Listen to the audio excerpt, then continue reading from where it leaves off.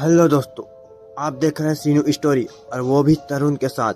और मैं तरुण, और आज मैं आपको एक ऐसी कब्रिस्तान की चुड़ैल की डरावनी कहानी के बारे में बताने जा रहा हूँ जिसे सुन आपके होश उड़ जाएंगे, आपके रोंगटे खड़े हो जाएंगे। तो ज़्यादा टाइम न करते हुए चलते हैं हम उस कहानी की ओर।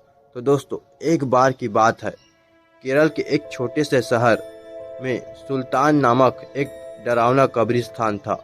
ऐसा कहा जाता था कि उस कब्रिस्तान में विभिन्न प्रकार के अलौकिक शक्तियां रहती थी।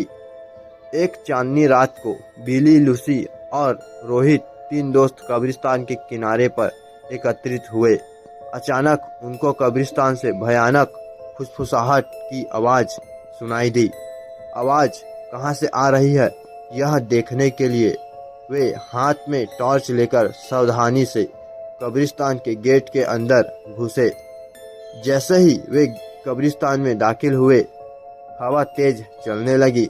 अचानक उन्होंने एक इंसान को एक मकबरे के पास टहलते हुए देखा। वो उदास और खोया हुआ दिखाई दिया। इसलिए बिल्ली, लूसी और रोहित उसके पास आए और पूछा, कौन हो तुम और इतनी रात को यहाँ क्या कर रहे हो? तो उसने जवाब दिया कि मैं एक आत्मा हूँ और मेरा नाम अकबर है। अकबर ने उन्हें एक भयानक अभिशाप के बारे में बताया जो इस कब्रिस्तान के सभी आत्माओं को परेशान करता है। हर रात एक प्राचीन चुड़ैल जागती थी और कब्रिस्तान पर जादू करती थी और अकबर जैसी मासूम आत्माओं को अपने वश में कर लेती थी। अभिशाप को तोड़ने का एकमात्र तरीका कब्रिस्तान की पीछे जंगल में एक पेड़ के नीचे छिपी हुई मंत्र पुस्तिका को ढूंढना और आधी रात से पहले उसे नष्ट करना था। जादुई पुस्तक ढूंढने की दृढ़ संकल्प लेकर बहादुर तिकड़ी अपने मिशन पर निकल पड़ी। उन्होंने अंधेरे में मकबरों के बीच का रास्ता खोजा जंगल में जाने के लिए, और इस बात का ध्यान रखा कि आराम करने वाली आत्माओं को परेशान न किया जाए। रास्ते में उन्हें बोनस नामक एक शरारती छोटे कंकाल का सामना करना पड़ा जो उन्हें जादू की किताब खोजने में मदद करने के लिए तैयार हो गया। वह कंकाल उन्हें एक पुराने आम के पेड़ के पास ले गया और कहा, इस पेड़ के पत्ते सब अपने पास रख लो। अगर ये पत्ता तुम्हारा पास रहेगा तो वह चुड़ैल तुम्हारा कुछ नहीं बिगाड़ सकता, और ये पत्ता तुम्हें जादुई किताब हासिल करने में मदद करेगा।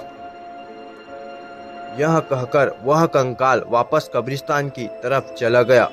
आम के पत्ते को अपने हाथ में लेकर तीन दोस्त जादुई किताब ढूंढने लगे।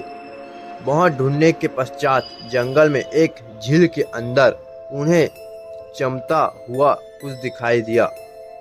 रोहित को तैरना आता था तो उसने झील के अंदर जाकर वह चमकता हुआ बॉक्स ले आया। जैसे ही आम के पत्ते को बॉक्स के ऊपर रखा, वैसे ही बॉक्स खुल गया और चमकती जादुई किताब बाहर निकल आया।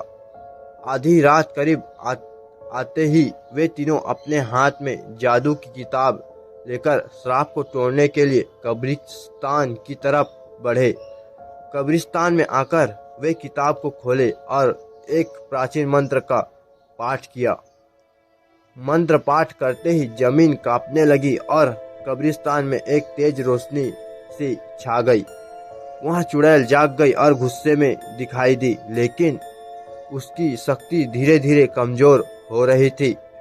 उसने बिल्ली, लूसी और रोहित को जादुई किताब पढ़ने से रोकने के लिए अपनी जादुई शक्ति का प्रयोग किया, लेकिन उन तीनों पर कोई असर नहीं हुआ क्योंकि तीनों के पास आम के पत्ते थे जो उनकी रक्षा कर रहे थे। धीरे धीरे चुड़ैल की सारी शक्ति खत्म हो गई और चुड़ैल भस्म हो गया। इस तरह बिल्ली, लूसी और रोहित ने कब्रिस्तान में फंसी हुई आत्माओं को मुक्त किया और कब्रिस्तान में फिर से शांति सी छा गई, और वो अकबर जो